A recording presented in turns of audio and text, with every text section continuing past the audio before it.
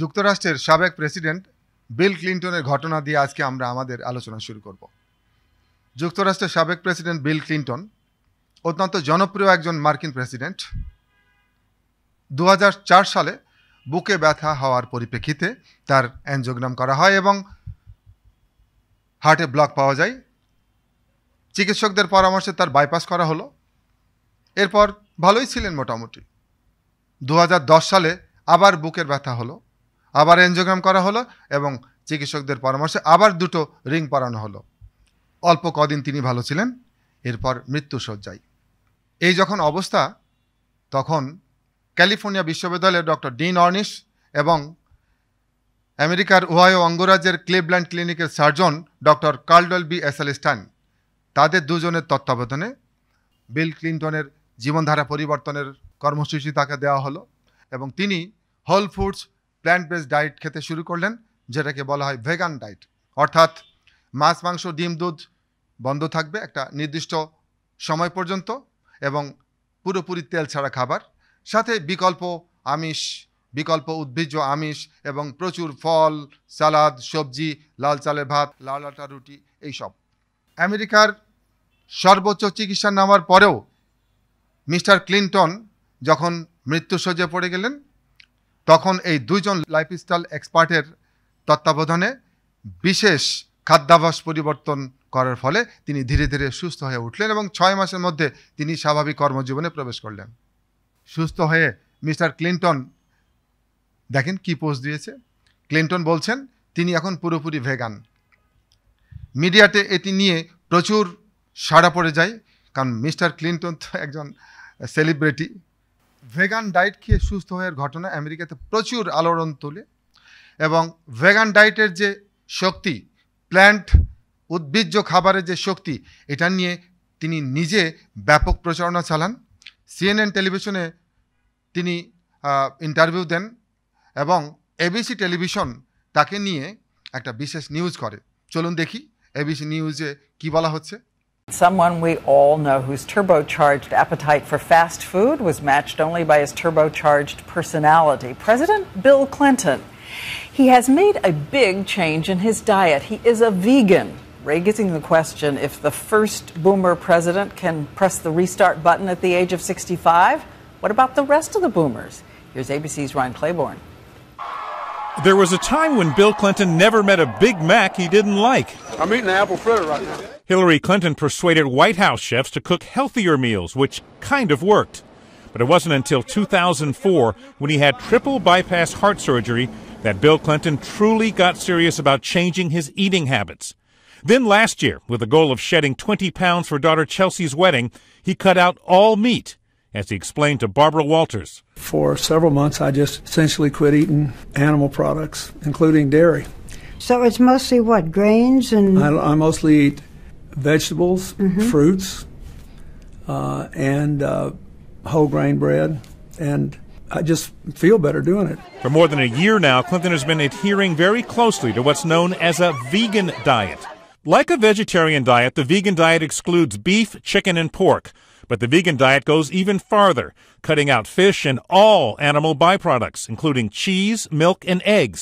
What does it leave? Mainly fruits, vegetables, nuts, and grains. He says that he's doing really well. Cardiologist Dean Ornish helped teach President Clinton how to eat more healthfully. Moderate changes weren't enough to help him reverse or prevent heart disease. So he began following more of a plant-based diet. In our studies, we showed that it could actually reverse the progression of heart disease. Within a month, we found that the blood flow to your heart can improve. And yet, despite all evidence of its benefits, a lot of people still shun healthier food because it doesn't sound very tasty. What would you say to people who think that vegan food is bland or tasteless? They probably haven't tried it. It's good? It's excellent. And not just tasty, but they say it also makes them feel better.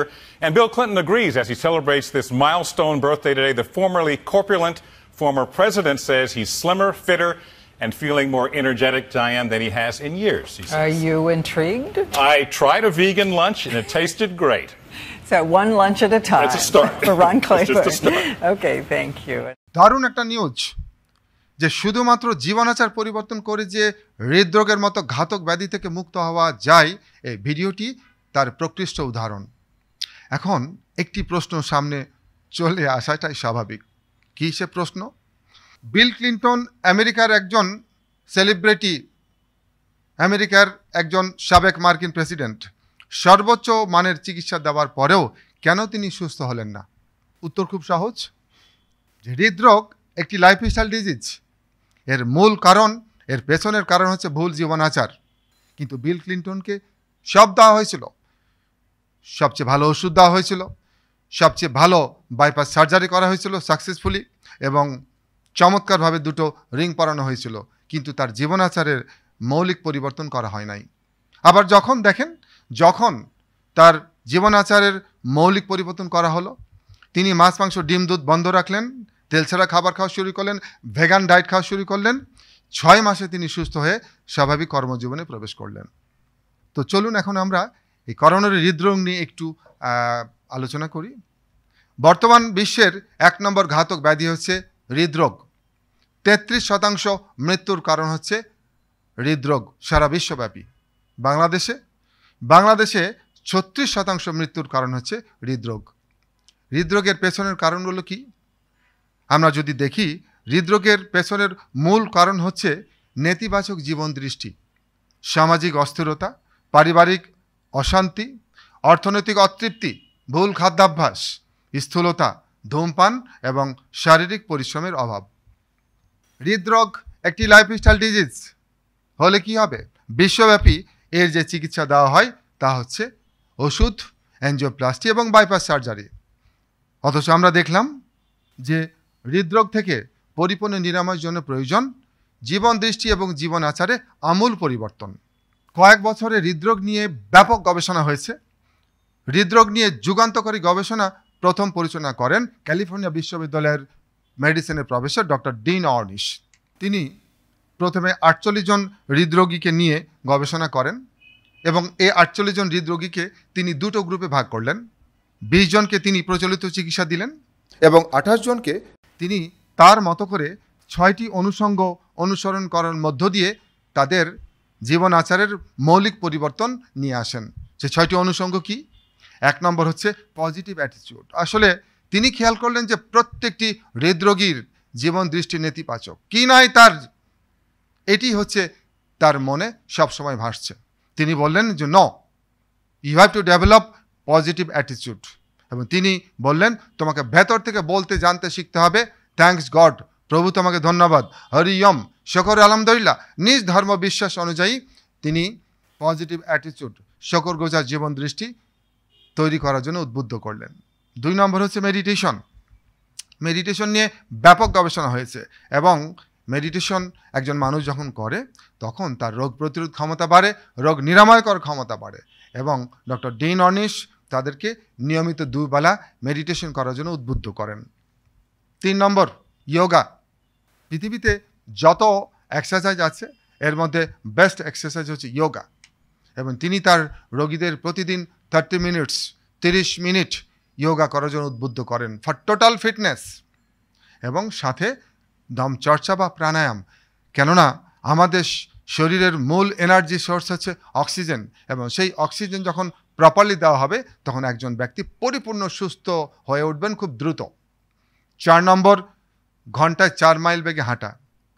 শরীরে যে বাড়তি চর্বি, শরীরে যে বাড়তি মেদ, এটি দূর করার জন্য জোরে জোরে হাঁটা অত্যন্ত গুরুত্বপূর্ণ। এবং তিনি তাদেরকে প্রতিদিন কমপক্ষে 30 থেকে 40 মিনিট জোরে জোরে হাঁটার জন্য উদ্বুদ্ধ করলেন। 5 নম্বর খাদ্যাভ্যাসে আমূল পরিবর্তন। কেন? আসলে হৃদরোগের পেছনের মূল কারণ যদি বলেন সবচেয়ে গুরুত্বপূর্ণ কারণ কি, সেটি হচ্ছে ভুল খাদ্যাভ্যাস। এবং তিনি তার রোগীদের এইরকম ভুল খাবার থেকে সঠিক খাবার দিকে নিয়ে গেলেন, টোটালি খাদ্যাভ্যাসে আমূল পরিবর্তন করলেন। এবং 6 নম্বর হচ্ছে গ্রুপ সাপোর্ট এবং কাউন্সিলিং প্রোগ্রামে অংশ নিতে উদ্বুদ্ধ করলেন। ডাক্তার ডিন অর্নিশ 28 জনকে এই 6টি অনুষঙ্গ অনুসরণ করার জন্য উদ্বুদ্ধ করেন, আর 20 জনকে দেওয়া হয় প্রচলিত চিকিৎসা। 2 দলকেই ফলো আপ করা হলো 1 বছর।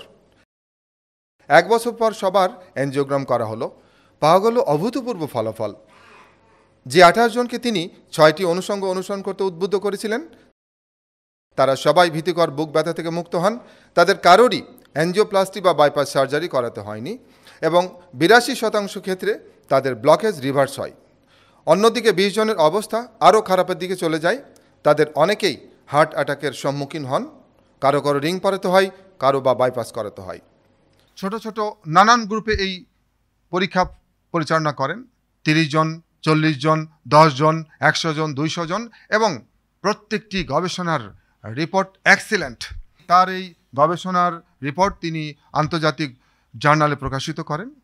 Lancet, American journal of cardiology, journal of American medical association সহ নানান নামি দাবি জার্নালে তার এই গবেষণা নিবন্ধ প্রকাশিত হয়। আমেরিকার পত্রপত্রিকা তাকে নিয়ে প্রচুর লেখালেখি করে।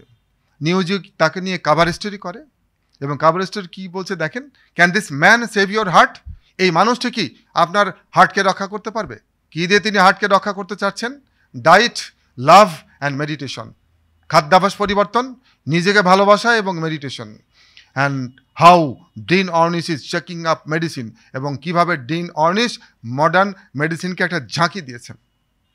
এবং পরবর্তীতে তিনি তার এই গবেষণালব্ধ জ্ঞান নিয়ে তিনি একটি বই লেখেন, program for reversing heart disease, the only system scientifically proven to reverse heart disease without drugs or surgery. শুধু আমেরিকাতেই বিল ক্লিন্টন সুস্থ হয়ে উঠছেন তা নয়, বিশ্বের নানা প্রান্তে বহু হৃদরোগী এখন সেই জীবনাচার পরিবর্তনের ফর্মুলা ফলো করে দারুণভাবে সুস্থ হয়ে উঠছেন। বাংলাদেশেও এই প্রোগ্রাম আমরা গত 2010 সাল থেকে পরিচালনা করে আসছি, এবং আমাদের বহু রোগী এই লাইফস্টাইল মডিফিকেশন প্রোগ্রাম ফলো করে পুরোপুরি সুস্থ হয়ে উঠেছেন। তাদেরই একজন মোহাম্মদ গিয়াসউদ্দিন, বিশিষ্ট ব্যবসায়ী। আমরা তার মুখে শুনি তিনি কিভাবে সুস্থ হয়ে উঠলেন। শারীরিক জটিলতার এক পর্যায়ে 2008 সালে আমি এনজিওগ্রাম করাই। তখন বিভিন্ন রকম শারীরিক জটিলতা ছিল। ইসিজি খারাপ আসলো, তো ইসিজি খারাপ আসার পরে তারা ইটিটি করালো, সেখানেও খারাপ আসলো। তারপরে ইকো করালো, পর্যায়ক্রমে আস্তে আস্তে এনজিওগ্রাম পর্যন্ত করানোর পরামর্শ দিল। অপারেশন টেবিলে গেলাম, তো এনজিওগ্রাম করানোর এক পর্যায়ে ওই কম্পিউটার মনিটরে আমাকে দেখাচ্ছে ডাক্তার মতিউর রহমান যে আপনার আরসিএতে আপনার 80% ব্লক আছে। আমাকে দেখাচ্ছে সাইড করে কম্পিউটার মনিটরে। আর LCX 40%, LED 20%। তো আপনার 2টা রিং পরাতে হবে। আমাকে বললেন আপনার ডেথ রিস্ক আছে, আপনার 2টা রিং পরাতে হবে, 80% একটা, 40% একটা, এই 2টা। তো আমি তো রিং পরানোর প্রিপারেশন নিয়ে যাইনি। আমি বললাম যে আমার তো টাকা পয়সা জোগাড় করে আসেনি, তো আমি এসেছি জাস্ট টেস্ট করানোর জন্য যে আমার কী অবস্থা। তো প্রেসক্রিপশন অনুযায়ী চলতে থাকলাম মেডিসিনের উপরে। এভাবে 2-3 বছর। আমি নিজেও খুব একটা পছন্দ করতাম না যে বাইপাস বা এই রিং পরানোটা, আমার কাছে খুব একটা ভালো লাগে না কেন জানি। আমি এই ধরনের একটা পদ্ধতি মনে হয় খুঁজছিলাম মনে মনে। তো একসময় 11 সালে প্রথম আলোতে দেখলাম এই কোয়ান্টাম হার্ট ক্লাবের একটা অ্যাড। তো অ্যাড দেখে সেটা বোধ হয় 20 বা 25তম ব্যাচ ছিল। তো সেইখানে অংশগ্রহণ করলাম। তো অংশগ্রহণ করার পরে আমি এইটা ফলো করার খুব চেষ্টা করলাম। তো এইটা ফলো করতে গিয়ে আমি কমপ্লিটলি 6 মাস তেল, মাছ, মাংস 6 মাস টোটালি আমি অ্যাভয়েড করছি, খাই নাই। এবং তেল কন্টিনিউ আমি 3 থেকে 4 বছর কোনো তেল খাই নাই। কোয়ান্টাম হার্ট ক্লাব থেকে 15 সালে একটা টেস্ট এনজিওগ্রাম করানোর জন্য আমাকে ডাকা হলো। একটা ন্যাশনাল হার্ট ফাউন্ডেশনে একটা টেস্ট এনজিওগ্রাম করালো। তো পরে রিপোর্ট দিল যে আমার RCA যেটা নিয়ে 80% ছিল আগে, ওইটা 50%, আর RCX যেটা 40 ছিল এটা 0, LCX 20 ছিল এটাও 0। তো এরকম একটা ভালো সংঘ যে আমি পেয়েছি, তো সেই জন্য আমি শুকরিয়া আদায় করি আল্লাহর কাছে। আসলে জীবনাচার পরিবর্তনের এই কর্মসূচি এখন ধীরে ধীরে সামনে চলে আসছে, কেননা লাইফস্টাইল ডিজিজের সংখ্যা বাড়ছে এবং লাইফস্টাইল মডিফিকেশান প্রোগ্রামও সামনে চলে আসছে। তো পুরো বিষয়টি আপনি যদি জানতে চান তবে আমাদের একটি বই আছে এই বিষয়ে, এনজিওপ্লাস্টি ও বাইপাস সার্জারি ছাড়াই হৃদরোগ নিরাময় ও প্রতিরোধ। আমরা এটুকু বলতে পারি, এই বইটি পড়লে আপনি দারুণভাবে উজ্জীবিত হবেন। পুরো বিষয়টি আপনার কাছে পরিষ্কার হবে এবং শুধুমাত্র জীবনাচার পরিবর্তন করে শুধু হৃদরোগ নয়, হৃদরোগ, উচ্চ রক্তচাপ, ডায়াবেটিসের মতো রোগগুলো আপনি শুধু প্রতিরোধ নয়, আপনি নিরাময় করতে পারবেন খুব সহজেই। বইটি কোয়ান্টাম ফাউন্ডেশনের নানান সেন্টারে আপনি পাবেন এবং চাইলে আপনি আমাদের ওয়েবসাইট থেকে ওইটি ফ্রি ডাউনলোড করতে পারেন। তো সবশেষে এইটুকু বলবো যে লাইফস্টাইল ডিজিজ প্রতিরোধ করার এখনই সময়, আর যদি থাকে নিরাময় করার একটি প্রচেষ্টা অবশ্যই গ্রহণ করা উচিত। এখানে হারানোর কিছু নাই, কিন্তু প্রাপ্তির বিশাল সম্ভাবনা রয়েছে। সবাই ভালো থাকুন, খোদা হাফেজ, আসসালামু আলাইকুম।